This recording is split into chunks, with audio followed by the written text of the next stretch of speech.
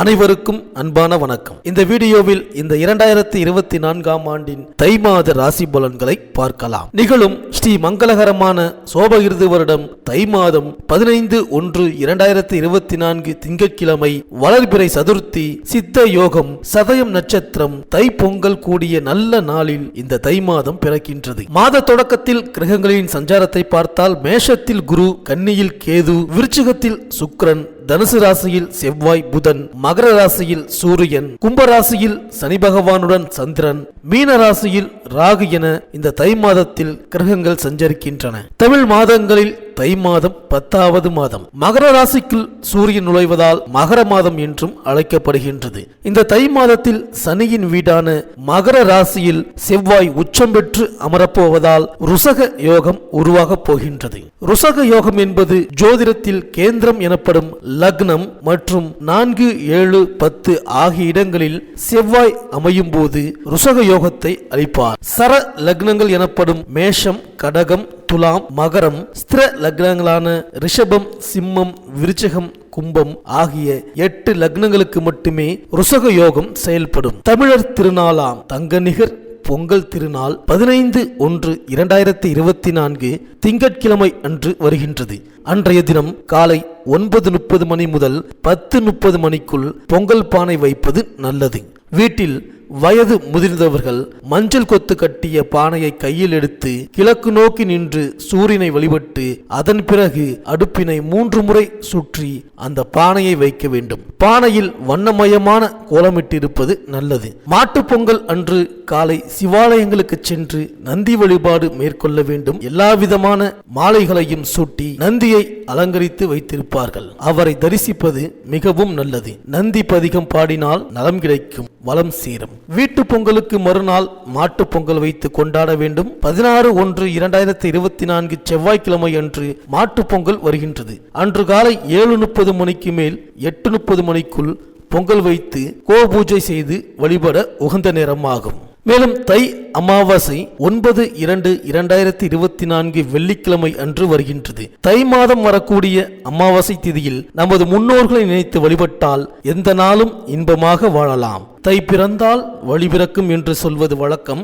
வீட்டில் தடைப்பட்ட மங்கள காரியங்கள் தடையின்றி நடைபெறக்கூடிய வாய்ப்பு உருவாகும். மேலும் தை மாதம் வரும் வெள்ளிக்கிழமை அன்று விரதம் இருந்து சிவாலய வழிபாட்டை மேற்கொண்டால் துயரங்கள் துள்ளி ஓடும். அம்பிகை ஆலயங்களில் சந்தனகாப்பு சாற்றி வழிபட்டால் சிந்தனைகள் அனைத்தும் வெற்றி பெறும். இறைவனை அலங்கரித்து பார்த்தால் இனிய வாழ்க்கை மலரும். உடலை குளிர்ச்சியாக்கும் சந்தனத்தை அம்பிகைக்கு சாற்றுவதன் மூலம் உள்ளம் குளிர்ச்சியாகி நமக்கு வேண்டும் வரும் தருவாள் அம்பிகை. தை செவ்வாய் அன்று பெண்கள் விரதம் இருந்து கொழுக்கட்டை பிடித்து சாப்பிடுவது வழக்கம். இதனால் குடும்ப முன்னேற்றமும் ஒற்றுமையும் கணவருக்கு ஆயுள் நீடிப்பும் ஏற்படுவதாக நம்புவார்கள். தை வெள்ளிதோறும் பெண்கள் விரதமிருந்து அம்பிகையை வழிபடுவதும் நன்மையை தரும். இதனால் பொருளாதார நிலை உயரும், பொன்பொருள் சேர்க்கை ஏற்படும். அன்றைய தினம் இனிப்பு பொருளை மட்டும் உட்கொண்டால் வாழ்க்கை இனிப்பாக இருக்கும். வெள்ளிக்கிழமை விரதத்திற்கு பலன் தரும் மாதம் இது. மேலும் இந்த தை மாதம் கிரகங்களின் பெயர்ச்சியை பார்த்தால் 19/1/2024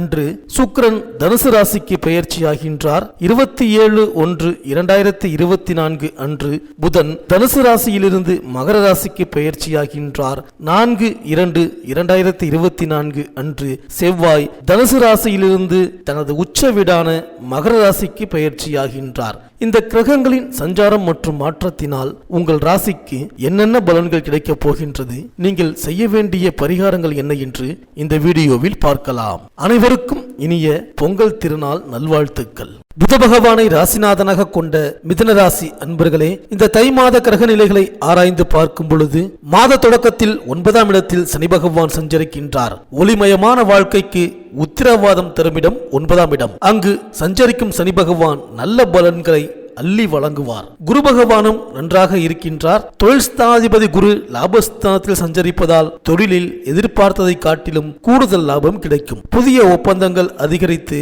பொருளாதாரத்தை சீர் செய்யும். தேங்கிய பணிகள் இனிமேல் துரிதமாக நடைபெறும். மாத தொடக்கத்தில் உங்கள் ராசிக்கு 11ஆம் இடமான லாபஸ்தானத்தில் சஞ்சரிக்கும் குரு பகவானின் பார்வை 3, 5, 7 ஆகிய இடங்களில் பதிகின்றது.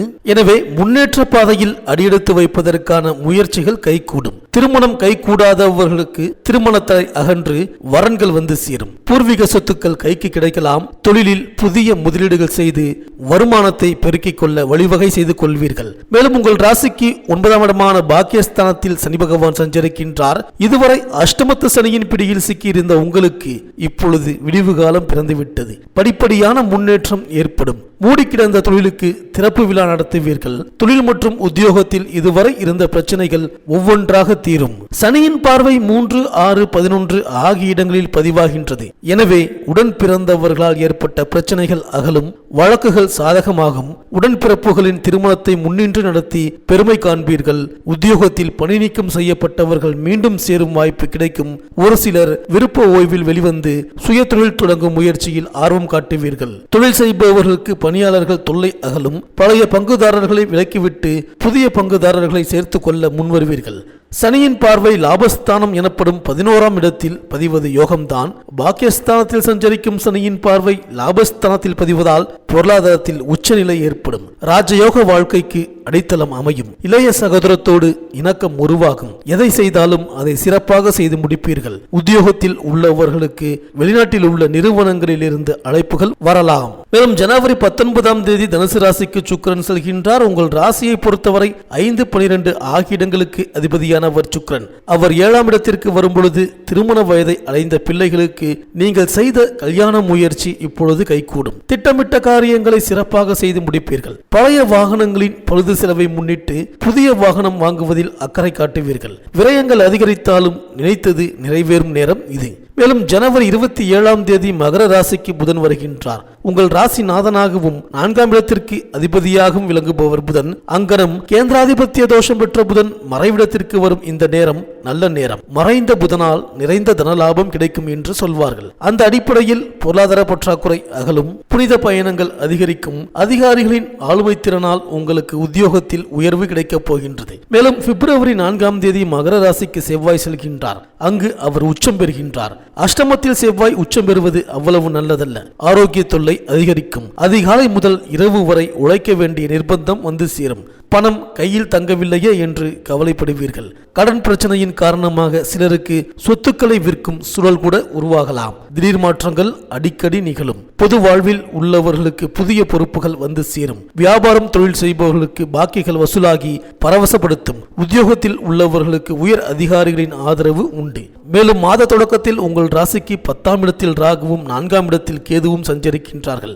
எனவே தொழிலில் இருந்த குறுக்கீடுகள் அகலும். தொழில் போட்டிகளை சமாளிப்பீர்கள். பெற்றோரின் உடல் நலத்தில் கவனம் தேவை. என்றைக்கோ வாங்கி போட்ட இடத்தை லாபத்துடன் விற்க நேரிடலாம். கேதுவின் ஆதிக்கத்தால் அடிக்கடி ஆரோக்கியத்தில் அச்சுறுத்தல் ஏற்படலாம். தாய் வழி உறவுகளால் சில பிரச்சனைகளை சந்திப்பீர்கள். முறையான சர்பசாந்தி வழிபாடு உங்கள் முன்னேற்றத்திற்கு கை கொடுக்கும். இந்த மிதுன ராசி பெண்களுக்கு இந்த மாதம் நல்ல சந்தர்ப்பங்கள் உங்களை நாடி வரப்போகின்றது.